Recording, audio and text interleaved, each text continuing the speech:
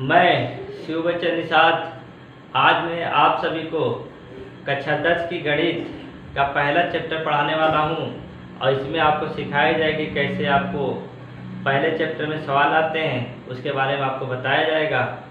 आइए आज हम आपको सिखाते हैं गणित कक्षा 10 का पहला। तो आज आपको हम पढ़ाने वाले हैं कक्षा 10 की गणित। कक्षा 10 की गणित का आपको पहला अध्याय पढ़ाएंगे वास्तविक संख्याएं, रियल नंबर। इसके बारे में थोड़ा सा जान लेते हैं कि वास्तविक संख्याएं होती क्या है। वास्तविक संख्याएं आप देख रहे हैं यहाँ पर चार्ट बना हुआ है। पहले है आपकी परमेय संख्या और दूसरी आपकी अपरमेय संख्या। परमेय संख्या क्या है ये आप पहले ही पढ़ चुके हैं, संख्या पद्धति में आपको पढ़ाया गया है। फिर भी यहाँ पर देख लीजिए परमेय संख्याएं होती कौन सी हैं। परमेय संख्याएं वे सभी संख्याएं हैं जो ऋणात्मक भी हो सकती हैं और धनात्मक भी हो सकती हैं और भिन्नों के रूप में भी हो सकती हैं। ये सारी क्या कहलाती है, आपकी परमेय संख्याएं कहलाती हैं। तो परमेय संख्या आपकी ऋणात्मक भी हो सकती है, धनात्मक भी हो सकती है और भिन्नों के रूप में भी हो सकती है। अब परमेय संख्या में आपको गिनी चुनी कुछ संख्याएं बताई गई थी, जैसे आप देख लीजिए √2। वे संख्याएं जो पूर्ण वर्ग न हो, करणीय में हो, वो हमेशा क्या होती है, अपरमेय संख्या होती है। √3, पाई, इन्फिनाइट, और ये आपकी संख्या क्या होती है, अपरमेय होती है। एक दशमलव वाली संख्या आती है जिसमें क्या होती है, कोई संख्या रिपीट नहीं होती है लेकिन वो क्या होती है, अनंत तक होती है। ये सारी क्या कहलाती है, अपरमेय संख्याएं कहलाती है। परमेय संख्या भी आपकी दो प्रकार की होती है, पूर्णांक संख्याएं और भिन्न के रूप में। पूर्णांक संख्याएं क्या होती हैं ये भी आपको पहले से पढ़ाया जा चुका है, फिर भी देख लीजिए। यहाँ पर पूर्णांक संख्या वे सभी संख्याएं होती हैं जो धनात्मक भी हो और ऋणात्मक भी हो, दोनों तरीके से। जैसे -1, -2, या उसके बाद आप देख लीजिए +1, +2। धनात्मक और ऋणात्मक सारी संख्या मिलकर क्या कहलाती है, पूर्णांक संख्याएं कहलाती है। भिन्न आपको जानते हैं फ्रैक्शन जो P/Q यहाँ कह दें A/B के रूप में हो, लेकिन बीज नॉट 0 हो, ये क्या कहलाती है, भिन्न। जैसे 7/5, 11/15, ये सब क्या कहलाती है, आपकी भिन्न के रूप में कहलाती है। पूर्णांक भी दो प्रकार के होते हैं, एक तो धन पूर्णांक होता है, दूसरा ऋण पूर्णांक होता है। जैसे आपको यहाँ पे पहले बताया गया है। धन पूर्णांक में जैसे कोई संख्या धनात्मक लिख लीजिए, ये सब क्या है आपके धन पूर्णांक, और यहाँ पे ऋण के रूप में लिख लीजिए कोई संख्या, ये क्या हो गया आपकी, ये सारी संख्याएं क्या होगी, आपकी ऋणात्मक होगी और ये धनात्मक होती है। और एक आपका आता है शून्य संख्या। तो ये हो गए रियल नंबर के बारे में। लेकिन आपको पहले चैप्टर में पढ़ना है यूक्लिड एल्गोरिथम विभाजन विधि। यूक्लिड की विभाजन विधि पढ़नी है, एल्गोरिथम विधि। तो आइए देखते हैं एल्गोरिथम विधि क्या होती है। एल्गोरिथम विधि के बारे में आपको बताएंगे। अब हम देखते हैं इस अध्याय में आपको पढ़ना क्या है। मैंने आपको पढ़ना है कि यूक्लिड विभाजन प्रमेयिका पढ़नी है, जिसपे आपके क्या होते हैं, सवाल पूछे जाते हैं और इसी पे सवाल आपके लगाए जाते हैं। तो ध्यान से देखिएगा, यूक्लिड विभाजन प्रमेयिका कहती क्या है, यह हमेशा दो धन पूर्णांकों का ही सवाल लगाता है कि इसमें क्या होगा, जो भी पूर्णांक होंगे सब क्या होंगे, धन पूर्णांक होंगे। तो कहता क्या है, दो धन पूर्णांक A, B तथा अद्वितीय पूर्ण संख्याएं Q और R विद्यमान हो। कह रहा है कि A और B क्या है, आपकी धन पूर्णांक संख्या है, और दो अद्वितीय धन पूर्णांक संख्या कौन सी है, Q और R। तो इसमें क्या हो जाता है, तभी बनता है A बराबर B गुणे Q प्लस R, जहाँ क्या है आपका Q नॉट 0, R इसका क्या है, R जो होगा हमेशा B से छोटा होगा और B नॉट क्या होगा, 0 होगा। और यहाँ पे क्या, ये आपका भाज्य है, B भाजक है और Q क्या आपका भागफल है, R क्या आपका शेषफल है। जो ऑलरेडी पहले से आप कर आए हैं, भाग वो कहते हैं उसी की शेषफल है। एक सूत्र बनता है यहाँ पर आपका, भाज्य बराबर भाजक गुणे भागफल प्लस शेषफल।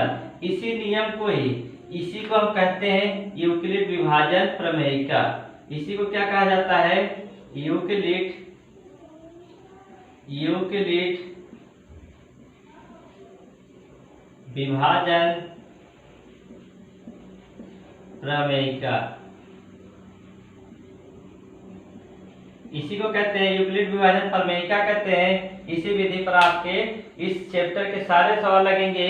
अब इसके बाद आपको हम दिखाते हैं सवाल कैसे पूछे जाते हैं और किस प्रकार से पूछे जाते हैं। आइए सवालों के बारे में देख तो आइए देखते हैं कि इसका क्वेश्चन किस प्रकार से पूछे जाते हैं। आपके सामने 3 क्वेश्चन लिखे हुए इस चैप्टर से। पहला क्वेश्चन है आपका यूक्लिड एल्गोरिथम के प्रयोग से 225, 125 और 25 का एचसीएफ ज्ञात कीजिए। एचसीएफ का अर्थ होता है हाई कॉमन फ्रैक्शन, या इसको हम बोलते हैं महत्व बोलते हैं। हिंदी में क्या बोलते हैं? महत्व बोलते हैं, महत्तम समापवर्तक बोलते हैं। दूसरा है यही यूक्लिड विभाजन से के प्रयोग से 90 और 144 का एचसीएफ ज्ञात कीजिए। तीसरा क्वेश्चन है दर्शाइए कि कोई भी धनात्मक विषम पूर्णांक पूर्णांक 6q+1 या 6q+3 या 6q+5 के रूप का होता है जहाँ q क्या एक कोई पूर्णांक है। तो आइए पहला क्वेश्चन देखते हैं। पहले क्वेश्चन को हल कैसे करेंगे ध्यान से देखिएगा। अगर ये सीख जाएंगे तो इस चैप्टर के सारे क्वेश्चन आप कर सकते हैं। एचसीएफ ज्ञात करना है आपको, मात्रा ज्ञात करना है। तो ध्यान देना कि इसमें जो सबसे बड़ी संख्या है उससे छोटी वाली संख्या गुणा करना है, फिर लास्ट वाली। देखते हैं कैसे करते हैं। 225 सबसे छोटी वाली संख्या और सबसे बड़ी उससे छोटी संख्या ले लेंगे। अब आपको यहाँ पे क्या करना है, या इसी संख्या से कोई गुणा करना है तो या तो इसके बराबर हो जाए या तो इससे कम रह जाए। तो अब देखिए अगर गुणा करते हैं, अगर 2 से करेंगे तो 250 हो जाएगा। यहाँ पे क्या 225 है, इसीलिए क्या लिखेंगे यहाँ पर 1। और क्या करना है आपको प्लस। आपको याद होगा ये सूत्र आपको लिखाएगा A बराबर B गुणे Q प्लस R। इसी रूप को आप में बदलना है। तो कितना से गुणा करेंगे देखिए 225 है, 125 है, 125 कितना कम है आपका 100। तो 100 आपको यहाँ जोड़ देना है। अब क्या करना है 125 को यहाँ लाना है और 100 को यहाँ लाना है। 125 यहाँ आ जाएगा, 100 यहाँ आ जाएगा। अब 100 में आपको ऐसी संख्या से गुणा करना है कि 125 से अधिक ना हो या 125 हो जाए। तो 100 दूना 200 हो जाएगा, लेकिन यहाँ पे क्या 125 है। तो यहाँ पर भी आप क्या करेंगे 1 से गुणा करेंगे। अब देखिए 100 है, ये 25 जाता है तो यहाँ पे 25 जोड़ दीजिए। फिर वही जब तक ये करेंगे जब तक ये जीरो यहाँ पर जीरो ना हो जाए तब तक आपको ये प्रक्रिया करनी है। अब रहिए 100 यहाँ पर और 25 यहाँ पर। अब 25 में कितना से गुणा कर दे कि 100 हो जाए, 25 को 100। अब देखिए शेषफल क्या बचेगा 0, अर्थात ये क्या होगा आपका मात्रा होगा। लेकिन एक संख्या और अभी आपकी 25, उसको भी करके देख लेते हैं। 25 है दूसरी, तो 25 को किससे गुणा कर दें 1 से। 25 से कम 25 प्लस 0 हो जाएगा। तो यहाँ पर क्या होगा 25 से पूरा भाग लग गया, अतः यहाँ पर आपका मात्रा क्या होगा, अतः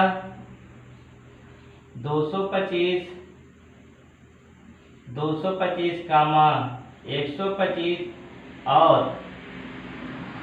25 का मात्रा आपका क्या आ जाएगा 25 आ जाएगा। इस तरीके से आप कर सकते हैं। अब देखते हैं क्वेश्चन नंबर 2। आप अगर देख रहे हैं छात्र हैं तो आपको पढ़ना है तो आप कॉपी पेन कर इसको लेकर नोट करते रहिएगा, जिससे आप अपने किताब के क्वेश्चनों को हल कर सकते हैं। क्वेश्चन नंबर 2 को भी देखिए वही करना है, किसका बताना है। क्वेश्चन नंबर 2 144 और 90 का। तो देखिए 144 आपका सबसे बड़ा है, इसको पहले लिख लीजिए। अब यहाँ लिखिए 90। अब 90 ऐसी संख्या से गुणा करिए कि 144 से ज्यादा ना हो। तो किससे करें, ये 90 गुना कर देंगे तो 180 हो जाएगा, इसलिए इसमें किससे कर देंगे 1 से कर देंगे। अब देखिए 144 से कितना अधिक है भाई 90 और 10 100 और 44 है यहाँ पर, तो क्या हो जाएगा 54। इसका मतलब ये 54 क्या है अधिक है। फिर इसको लाएंगे यहाँ पर 90 यहाँ आ जाएगा और 54 यहाँ पर। यही प्रक्रिया तब तक करेंगे जब तक क्या हो यहाँ पर शेषफल 0 ना आ जाए। 54 गुना अधिक हो जाएगा। यहाँ पर देखिए कितना बड़े 54 है कम 54, कितना अधिक है ये 54 में 6 जोड़ेंगे हो जाएगा 60, 60 से 90 अर्थात कितना होगा ये 36 अधिक है। भाई 54 में 6 जोड़ेंगे 60 हो जाएगा, और 60 30 90, 36 अधिक है तो 36 जोड़ दिया। अब 54 को यहाँ लाइए और 36 को यहाँ लिखिए। अब इसमें गुणा करिए, कितने का से गुणा करें, यहाँ पर भी क्या होगा, एक ही से गुणा होगा, यहाँ पर बढ़ भी सकता है और कम भी हो सकता है। 36 से कम 36, और ये 54 से कितना अधिक है, कर लीजिए, घटा लीजिए। यहाँ पर 14 से 6 घटाएंगे क्या बचेगा 8, यहाँ पे 18 अधिक है। अब इसको फिर वही जब तक करेंगे तब तक यहाँ पर क्या हो, 0 ना आ जाए। 36 यहाँ लाइए, 18 इधर लिखिए। अब कितने गुणा करें, 18 दूना 36, शेषफल क्या बचेगा 0। तो आपका मात्रा क्या हो गया 90 और 44, 144 का मात्रा क्या हो गया आपका 18, ये 18 हो गए। ये आप इस तरीके से भी करेंगे। और एक विधि आप पहले पढ़ चुके हैं, भाग विधि मात्रा ज्ञात करना, वो भी सुन लीजिएगा, वो भी आपका एल्गोरिथम विधि है। अगर उस विधि से भी करते हैं तभी आपका आंसर सही होगा, कोई गलत नहीं कर सकता। अगर पेपर में आपको इस विधि से नहीं कर पाते हैं तो आप भाग विधि कर लीजिएगा। देखिए आप कैसे करते हैं उसमें, भाग विधि, ये भी आपकी एल्गोरिथम विधि है। कैसी है, एल्गोरिथम विधि कही जाती है।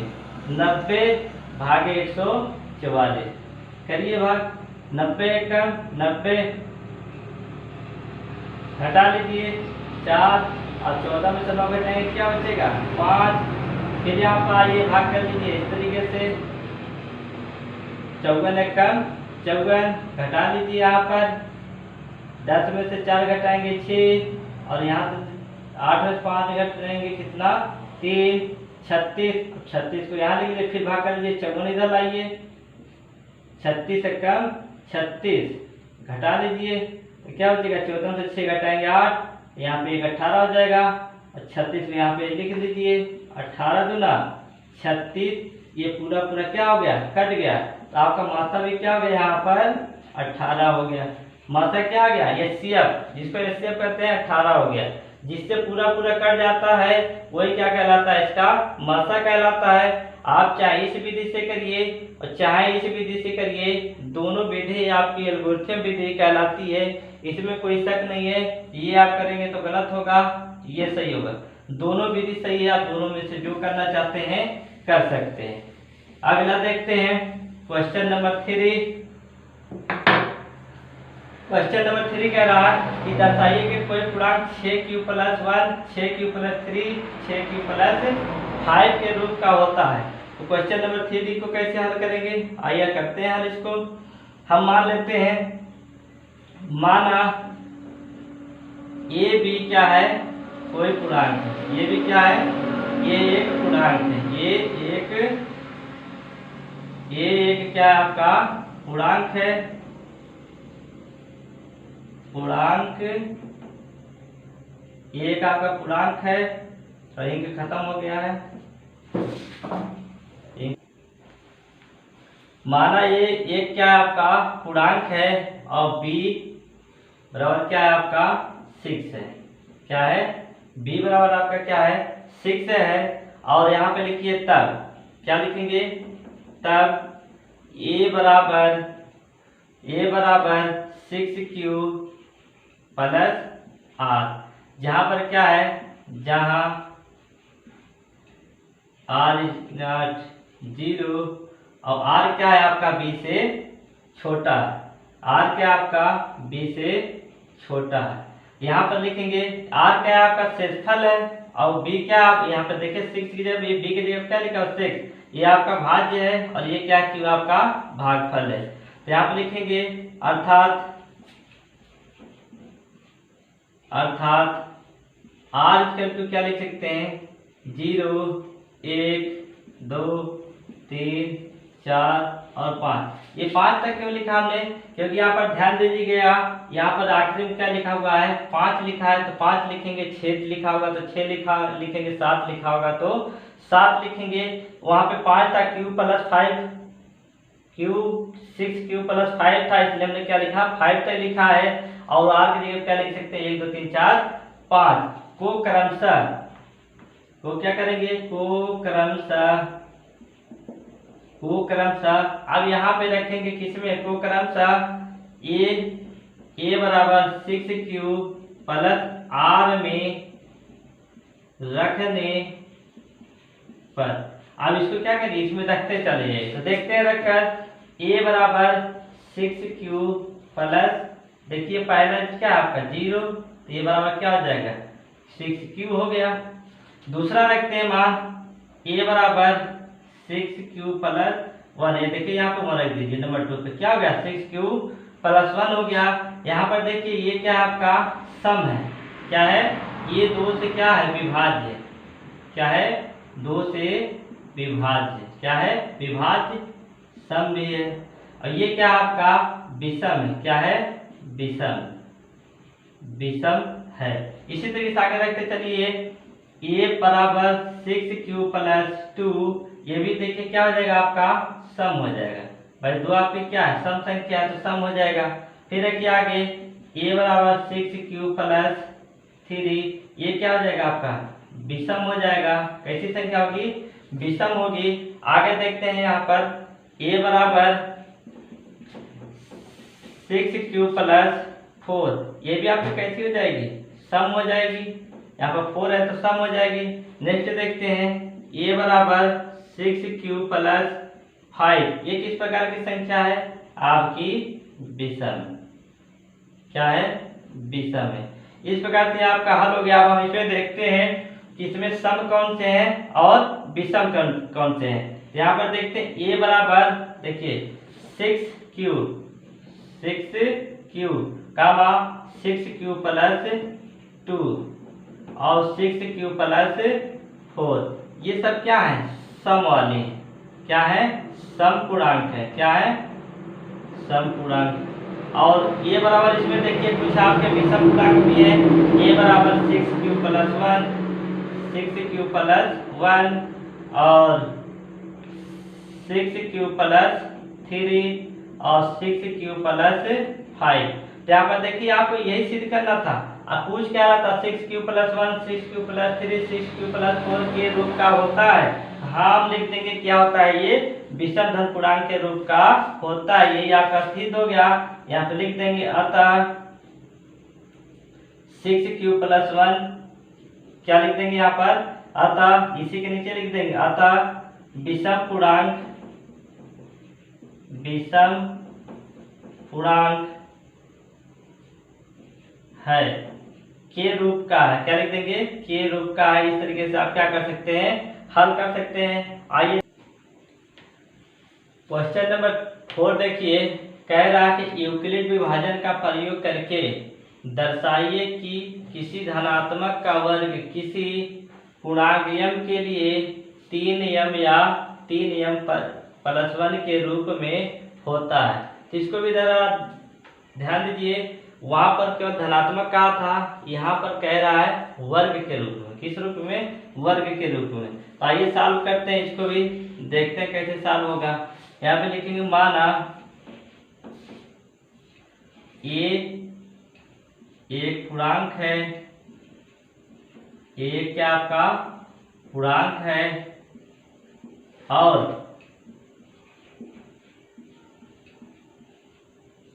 इस 3m और 3m प्लस को यहाँ पर देख लिखते हैं, इसको हम लिख सकते हैं 3q कामा 3q प्लस 1 के रूप में लिख सकते हैं, लिख सकते हैं। ध्यान देखिए ये क्या आपका एक कोई पूर्णांक है और इसको 3m और 3m प्लस 1 को हमने क्या मान लिया 3q plus 3m 3q plus 1 के रूप में। क्यों मान लिया, क्योंकि यहाँ पर हमको क्या करना है वर्ग निकालना है। क्या करना है वर्ग निकालना है। और सिद्ध हमको क्या करना है, अब देखते हैं सिद्ध क्या करना है। आपको सिद्ध करना है कि x² बराबर 3m कामा 3m प्लस 1 के रूप, ये हमको क्या करना है सिद्ध करना है। तो आइए देखते हैं कैसे सिद्ध होता है। हम मान लेते हैं आप सिद्ध करने देख लेते हैं, एक बार करके देख लेते हैं। यहाँ पर x बराबर 3q, क्या करना है आपको यहाँ पर वर्ग के रूप में कहना है, यहाँ पे लिख देंगे वर्ग करने पर। क्या लिख देंगे वर्ग करने पर। वर्ग कर लीजिए एक्स स्क्वायर 3q का वर्ग करेंगे तो क्या हो जाएगा 3 त्रिका 9q स्क्वायर। इसको आप तोड़ लीजिए 3 इंटू 3q। क्या लिखेंगे 3 इंटू 3q स्क्वायर। यहाँ पे लिख देंगे जहां m बराबर क्या है आपका 3q स्क्वायर है। क्या यहाँ पर जहां m बराबर 3q स्क्वायर है तो यहाँ पर रख दीजिए इसके जगह पर 3q स्क्वायर की जगह पर रख दीजिए। यहाँ पर क्या रख देंगे m रख देंगे। यहाँ पर हो गया आपका 3m हो गया। इसको मान लीजिए समीकरण 1। अब आगे देखते हैं दूसरा x बराबर 3q प्लस 1। इसका भी क्या कर दीजिए वर्ग कर दीजिए, क्योंकि वर्ग पूछ रहा है तो वर्ग करेंगे, घन का पूछेगा तो घन कर देंगे। तो x का स्क्वायर 3q प्लस 1 का स्क्वायर। इसको लिखिए। अभी देखिए ये प्लस b का होल स्क्वायर का सूत्र है। तो 3 त्रिका 9q स्क्वायर, 1 1 कम 1, ये हो जाएगा 3, 2 होता है 2ab होता है तो गुणा करेंगे तो 6 क्या आ जाएगा 6q। सीधा कर लीजिए इसको 9q square plus 6q plus 1। इसमें से देखिए 3 कॉमन हो जाएगा तो 3 कॉमन कर लीजिए तो बचेगा आपका 3q स्क्वायर प्लस 2q और प्लस 1। यहाँ पर भी लिखिए जहां m बराबर 3q स्क्वायर प्लस 2q। यहाँ पर रख दीजिए। इसके जगह क्या रख देंगे m रख देंगे। ये हो जाएगा 3m प्लस 1। यहाँ पर देखिए हो गया 3m प्लस 1। अब इसके आगे लिखते हैं, लिख लीजिए। इसको मिटा लेते हैं हम।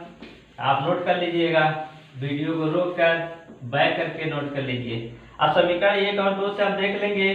समीकरण 1 और 2, समीकरण 1 व समीकरण 2 से। समीकरण 1 में देखिए क्या आया था आपका x स्क्वायर बराबर 3m आया था और यहाँ पर x स्क्वायर बराबर 3m प्लस 1 आया था। यही तो आया था।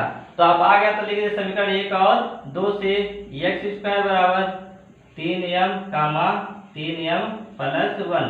तो आप लिख सकते हैं अतः किसी, आप अपनी कापी पर नोट करते जाइए। नहीं दिखेगा तो आवाज सुनकर नोट कर लीजिएगा। किसी धनात्मक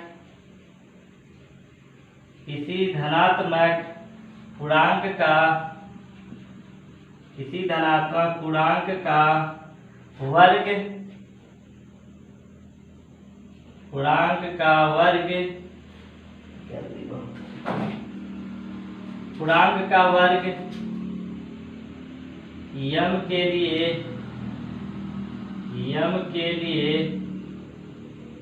3m 3m प्लस 1 के रूप का होता है। इस प्रकार से आपके 3-4 क्वेश्चन हमने करवा दिए। इसी के आधार पर आप इस चैप्टर के सारे सवाल लगा सकते हैं। आप इसको ध्यान से देखिएगा, पूरा वीडियो देखिएगा, जिससे आप इस चैप्टर के सारे सवाल हल कर सकते हैं और अभी आप कर सकते हैं। अगर आपको वीडियो अच्छा लगे तो चैनल को सब्सक्राइब करिए और लाइक का बटन जरूर दबाइएगा। आगे आपको इसी चैप्टर का वीडियो मिलेगा सेकेंड पार्ट, जिसमें आपको और से सवाल इस चैप्टर के कराए जाएंगे। दूसरे पार्ट में आपके इस चैप्टर के सारे सवाल हल कर दिए जाएंगे, जिससे आपका इस चैप्टर खत्म हो जाएगा।